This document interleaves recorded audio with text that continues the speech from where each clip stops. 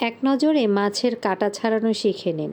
ইংরেজিতে যাকে বলে ডিবোনিং ফিশ লাইক আ প্রো। শুধু কি রেসিপি শিখলেই হবে? চলুন আজকে রেসিপির পূর্বের প্রিপারেশন সম্পর্কেও নতুন কিছু একটা জেনে নেই। আমি একটি বড় বোয়াল মাছের 4 ভাগের একটি অংশ নিয়ে এসেছি। প্রথমে আমি বড় কাঁটা যেখানে রয়েছে সেখানে নাইফের টিপটা প্রেস করে ঢুকিয়ে কাটার সাথে চাপ দিয়ে লাগিয়ে এক সাইড থেকে অপর সাইডে কেটে নেব। ঠিক ভিডিও দেখানো প্রসিজিওরে আপনারা কাজটি করবেন। এক সাইড আস্তে আস্তে ডিবোন করে নেওয়ার পর আমরা অপর সাইড থেকে ঠিক একইভাবে বড় কাটার গোল অংশটার এক পাশ থেকে নাইফের টিপ ঢুকিয়ে আস্তে আস্তে কাটার মধ্যে প্রেস করে করে নাইফটাকে নিয়ে যাব। নাইফটা কাটার মধ্যে লাগিয়ে আমরা কেটে যাব, কিন্তু মাংসে প্রেশার লাগতে দিব না। দেখেন এইভাবে আমি দুটো অংশই কেটে নিয়েছি, আর একটি কাটাও এটার মধ্যে অবশিষ্ট নেই। ভাববেন না এই বড় কাটাটা আমি ফেলে দেব। ফুড ইন্ডাস্ট্রিতে কাজে লাগে না এমন কোনো জিনিসই নেই।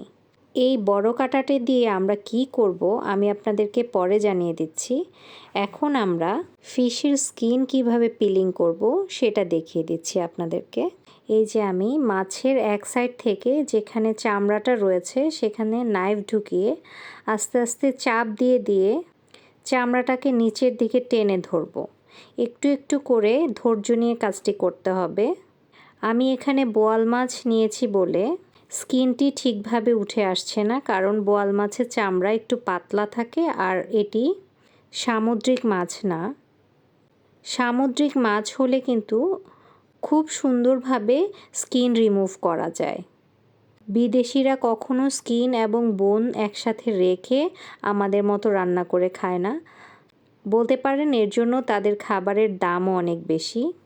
অনেক বেশি কাঁটাযুক্ত মাছও ওরা টেকনিক্যালি ডিবোনিং করে ফেলে, তাই ওরা মাছটাও মাংসের মতো খেতে পারে, আমাদের মতো কাটা বেছে খেতে হয় না তাদের। আর যারা ডিবোনিংয়ের কাজ করে তারাও হাই স্যালারিতে লাইফ লিডিং করতে পারে। লাস্টলি আপনাদেরকে বলে দিচ্ছি আমি স্কিন এবং বোনটা কি করব। এই স্কিন এবং বোনটা আমি বয়েল করে স্টক তৈরি করে বিভিন্ন স্যুপ অথবা ফিশের যে কোনো কারি আইটেমে ইউজ করব, যার ফলে খাবারের স্বাদ বেড়ে যাবে দ্বিগুণ। স্টকের ভিডিও চাইলে আপনারা একসময় আমি আপনাদেরকে স্টক কিভাবে তৈরি করতে হয় সেটার ভিডিও আপলোড করে দেব। ফুডের মধ্যে আপনারা পানি ইউজ না করে যদি স্টক ইউজ করেন তাহলে ফুডের টেস্ট বেড়ে যাবে 1000 গুণ। ফুড ইন্ডাস্ট্রিতে কিছুই ফেলে দেয় না। এই সমস্ত পিলিং ভেজিটেবল থেকে শুরু করে সব কিছুই ভালো করে ওয়াশ করে তারা স্টক বানিয়ে রেখে দেয়। পরবর্তীতে এটা ফুড কুক করতে কাজে লাগায়, এক্সট্রা কোনো পানি ইউজ করে না।